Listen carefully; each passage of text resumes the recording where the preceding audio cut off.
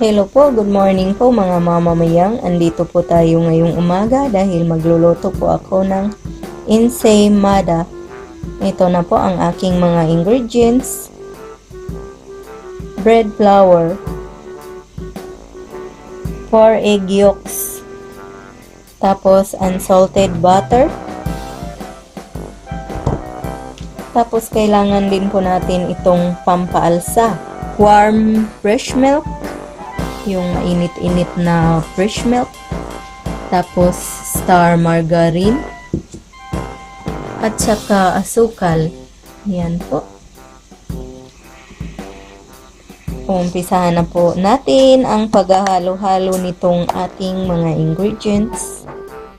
Maglalagay lang po ako ng isang kutsara ng asukal dito sa aking warm milk, mga mamamayang. Pagkatapos po ay hahaluin.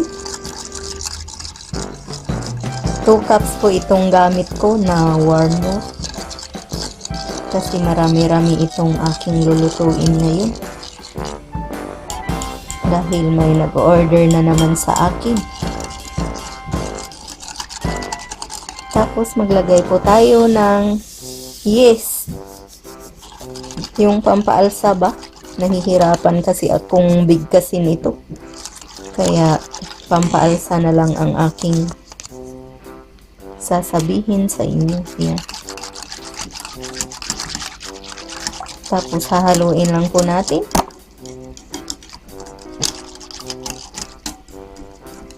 Para bumula.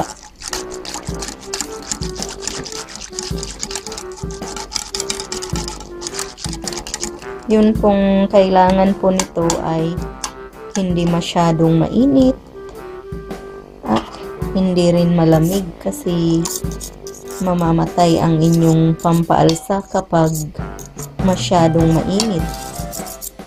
Yan. Pagkatapos, itago nyo muna ito ng mga 5 minutes para para bumula yung gatas. Yung malalaman nyo naman yun kasi bubula talaga siya. Pagkatapos po mga mamamayang ay atin po itong imimix ang ating mga dry ingredients. Maglagay po ako ng 1/2 cup na asukal dito sa ating bread flour. Yan, hahaluin lang po natin yan. Paikot-ikot. Tapos itong ating itlog, kailangan pong babatihin natin to para mabasag. Yan. Yung yellow or pula ang tawag ng iba dito. Tingnan nyo po mga mamamayang, bumula na ang ating pampaalsa. Tingnan po natin. Tapos ilalagay na natin to sa ating bread flour.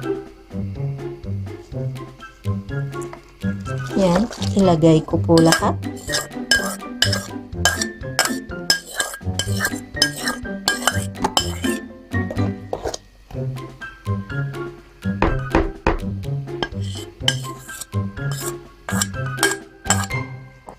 Tapos, hahaluin nyo lang mabuti ito.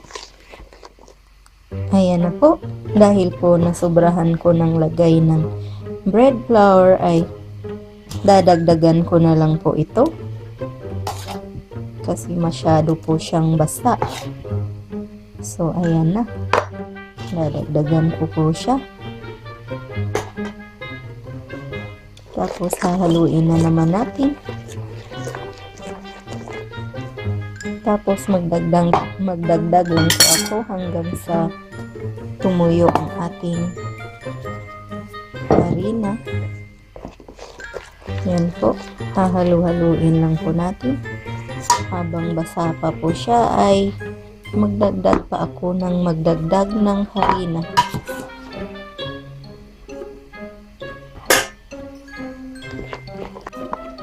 Pagkatapos po mga mamamayang ay tatakpan natin to ng mga 30 minutes para po umalsa ang ating harina.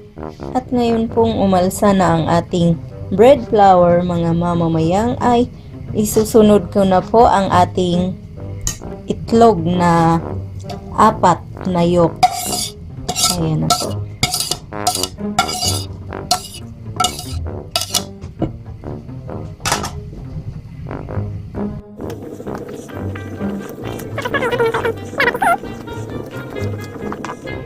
Tapos maglagay ako ng harina hanggang sa mag-dry ulit.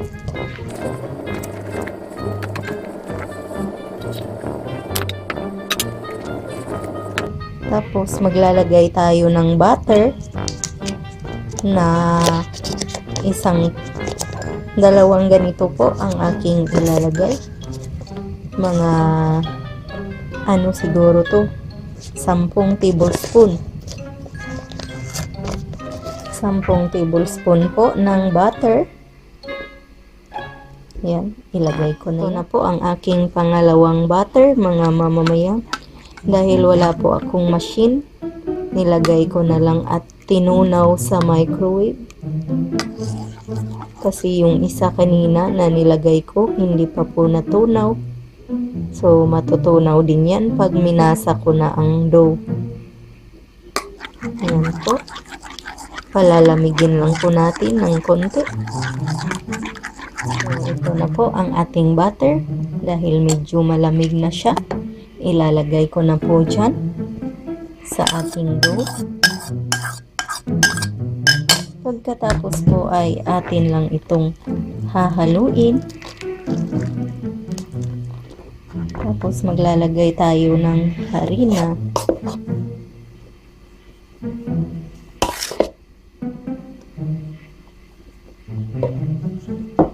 Masyado kasing basa dahil walang machine.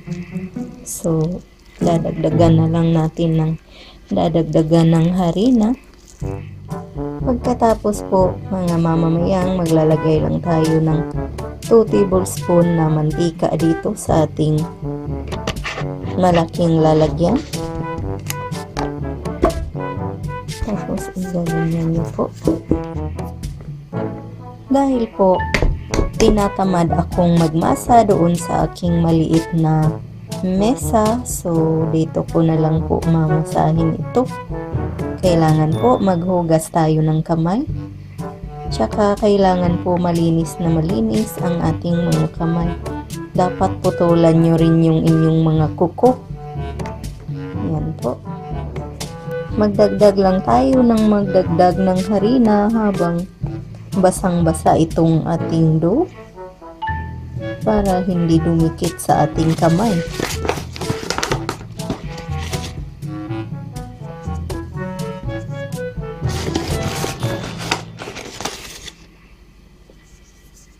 Yan po. Tapos mamasahin na po natin.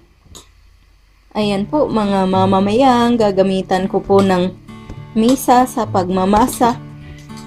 Kailangan po masahin natin ng 30 minutes para lumambot ang ating tinapay. Ayan na po mga mamamayang ang ating dough. Pagkatapos ko pong masahin ng mga 30 minutes. Ngayon po ay tatakpan natin to kasi paaalsahin natin ng 2 oras. Ayan na po. At ngayon po mga mamamayang na umalsa na ang ating dough, ay tatanggalan natin ng hangin dito sa ating maliit na table na ginamit ko kanina. Ayan po. At ngayon pong natanggal na ang hangin ay hihiwain natin to ng maliliit.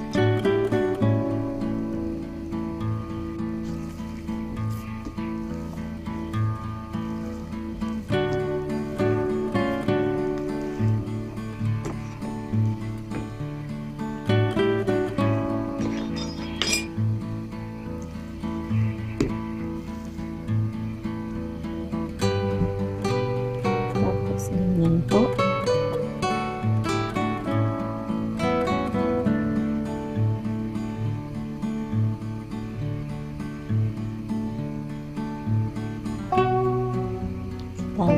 natin yan sa ilalim. Yan.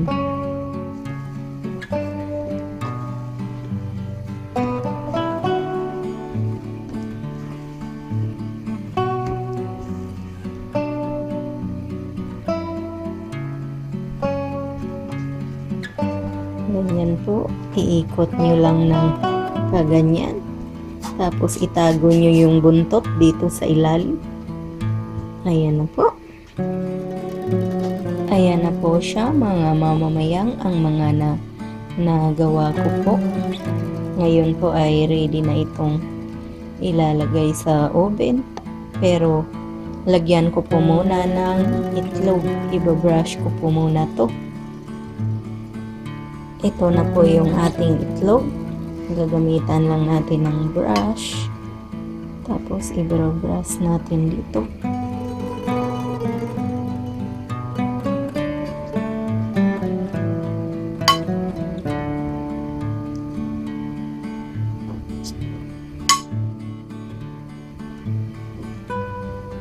Ganyan lang po. Tapos isa-isahin nyo lang pong i-brush. Ganito na po ang magiging itsura mga mamamayang. Pagkatapos ko pong i-burnish ng itlog itong ating ensaymada.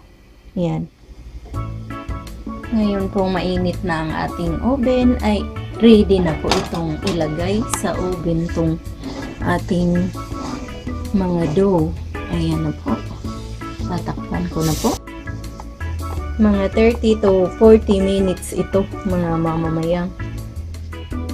Ito na po mga mamamayang ang ating ensaymada. Palalamigin ko lang po muna ito. Tapos lalagyan ko ng star margarine at saka asukal at saka cheddar cheese. Yan po.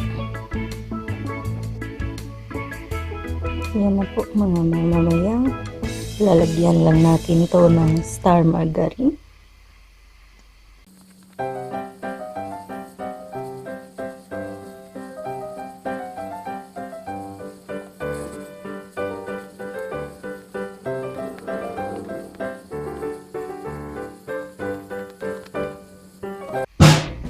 Ito na po siya mga mamamayang.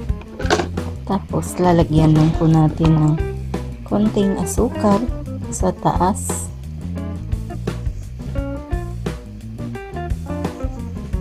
Pwede nyo rin isubsob sa asukal ito. Pero yung sa akin, ganyan lang po.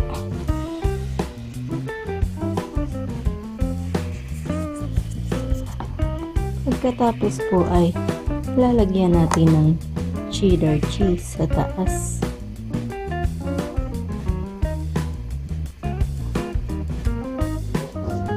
Ayan na po mga mamamayang ang ating ensaymada. Sana po ay nakuha nyo ang reseping ito at sana ay magustuhan po ninyo. Sana mag-like at mag-subscribe kayo. Maraming salamat po sa inyong panunood. Ito po ang inyong Ate Mayang na nagsasabing mabuhay.